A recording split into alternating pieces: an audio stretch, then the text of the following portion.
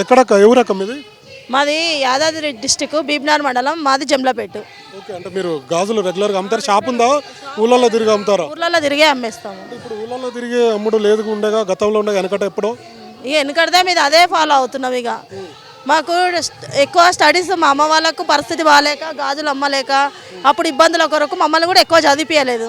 ఇక సరేలే వాళ్ళే కులవృత్తి చేసుకుంటే బాగుంటుందని అదే కులవృత్తి అదే కొనసాగుతూ ఉంది. రోజు ఎంత అవుతాయి అక్క మీరు గాజులు అమ్మితే? ఇక అప్పుడు 100-200 వచ్చేది, ఇప్పుడు 1000-2000 రావచ్చు, రాకపోవచ్చు సీజన్ ఉన్నప్పుడు. ఇప్పుడు ఏంటంటే మా కుల వృత్తులు కాకుండా వేరే సాకలోళ్ళు, మంగళోళ్ళు, మాదిగోళ్ళు వాళ్ళు కూడా గాజుల షాప్ పెట్టుకొని నడుపుతారు ఊర్లల్లో. ఇప్పుడు చాలా మంది ఫ్యాన్సీ షాపులు పెడతారు కదా, దానికి మించి మీరు ఊళ్ళల్లో తిరిగి అమ్మాలంటే కొంచెం కష్టమే కదా? కష్టమే అవుతుంది. ఫ్యాన్సీ షాప్ పెట్టిన వాళ్ళు అంటే వాళ్ళు కుల వృత్తులు చేస్తలేరు, వాళ్ళ కులం వేరే, అమ్మేది వేరే.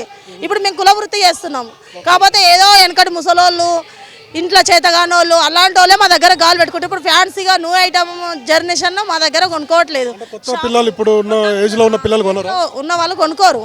అంటే దాని తగ్గట్టు మేము గాజులు తేవాలంటే మా దగ్గర మనీ ఉండదు కదా, అట్లా అని. ఓకే, రోజువారీగా ఒక 2-3 వేలు 2000 ఏం లేదు, రాదు. 800, 600, 700 అంతే. ఆ 700 వచ్చినా ఈ కాలంకి బియ్యం 50 రూపాయల కిలో, కూరగాయలు ఏది కొన్నా 40 రూపాయల పావు కిలో, కందిపప్పు కొన్నా 40 రూపాయల పావు కిలో, నూనె ప్యాకెట్ 200 కేజీ. అవి మేము వచ్చినాయి, మాకు 600-700 ఇంట్లోకే గడిచిపోతుంది.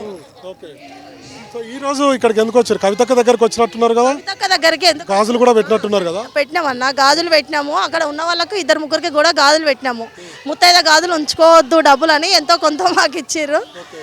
అయితే ఇప్పుడు ఏంటంటే మా కుల వృత్తిని, మా కులాన్ని గవర్నమెంట్ గుర్తించాలి, మాకు కూడా గవర్నమెంట్ లోన్లు రావాలి, మా పరిస్థితిని మా పిల్లలకు కనీసం చూడాలనే వచ్చేసినాం. అంటే మీరు ఎమ్మెల్యేలు, ఎంపీలు మీ కులం నుంచి కూడా కావాలనేది చెప్పిందా అక్క?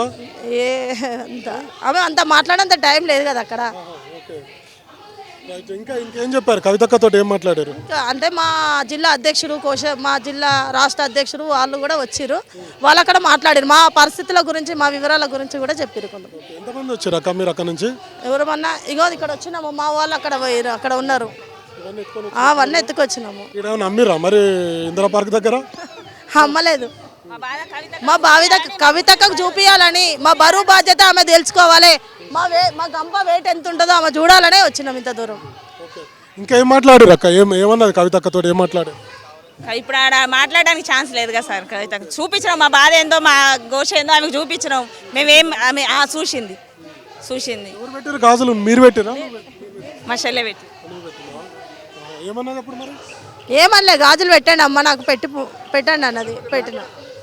పెట్టినా కొంత ఎంతో కొంత ఇచ్చి